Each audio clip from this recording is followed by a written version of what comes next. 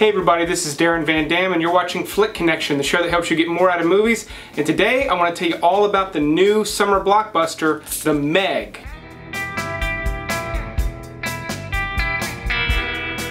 So the MEG stars Jason Statham. It's one of the bigger movies of the summer, sort of. Jason Statham being the only big star in the movie, alongside a bunch of, for lack of a better word, TV actors. It's about a Megalodon shark, which is a prehistoric shark that can be 70 to 90 feet in length.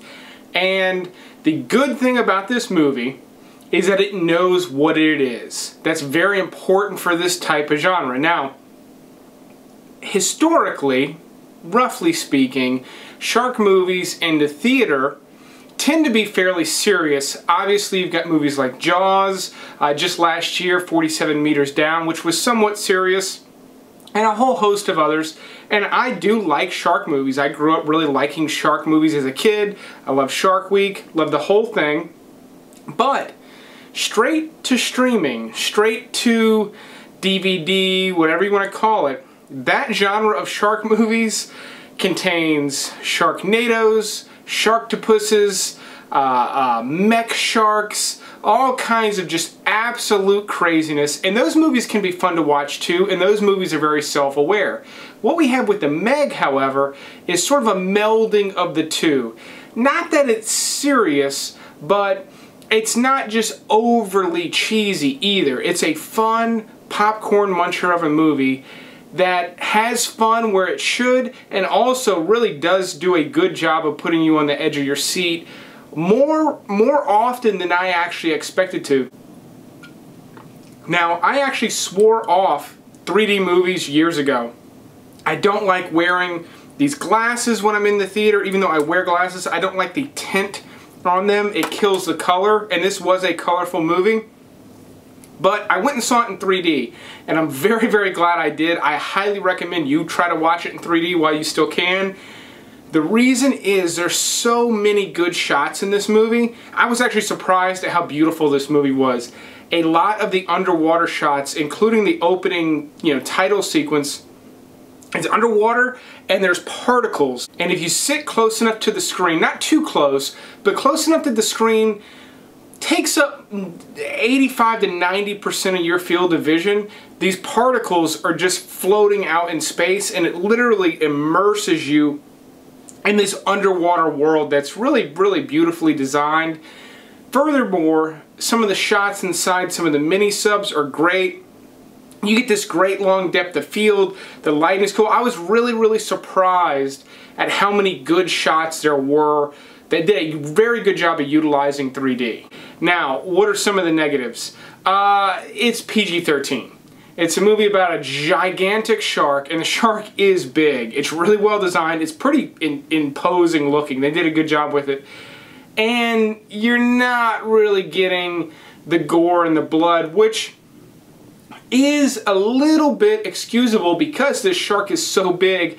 It's not necessarily biting legs off or anything. It's really just able to swallow people whole.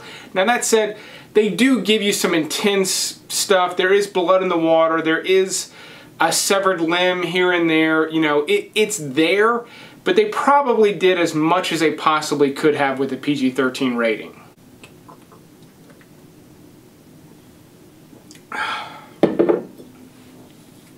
Now, I like Jason Statham. I've been a fan of his. I would kill to have his facial hair. I've got a big bald patch right here where I can't grow it, and his comes all the way up to his eyelids. Would kill for that. But his movies are very hit and miss. I really, really like about half of his movies. And then the other half are just complete garbage. And for me, as far as Statham movies, even including things like Snatch, Lock, Stock, The Bank Job, things like that, movies of his I really like. This one's right in the middle somewhere. It's not a bad one. It's not one of his best, but I enjoyed it. I had a good time at the theater. There was a moment or two where I almost gasped and sort of jumped in my seat. The 3D did help with that. And there were a few elements, as predictable as the movie was, there were a few elements that maybe didn't have to do with the shark, and just completely took me by surprise. So that was kind of cool as well. But again, this movie, I wasn't sure what to expect.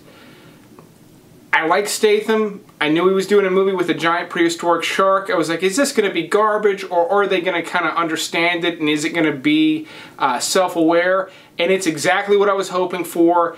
Save being rated R, it's exactly what I wanted to go see tonight. I really enjoyed it. So with that said, I would actually rate this one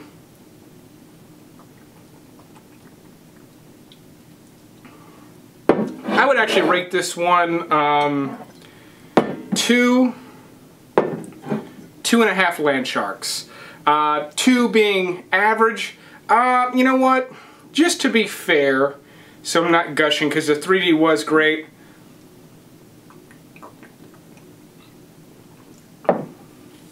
Take a little bit off the top. Just a little shy of 2.5 land sharks. If you're the least bit interested in this movie, I recommend going to check it out. If you feel like it's not something you want to go see, I would not try to convince you to go see it. So hopefully that is a good recommendation. Hopefully you got something out of this. If you like this type of content on my channel, please click the like button. I'm trying to feel this out. This may become a new segment on Fridays where I'm reviewing the hottest movie of the week. But thanks for watching this episode. I will keep making them if you keep watching them. But you will see me on the next one. Jeez. Oh, and if you do go see it, I am planning on posting a spoiler review where I talk about some of the things I liked and didn't like that just will completely ruin the movie. So come back and watch that one if you did go see the movie.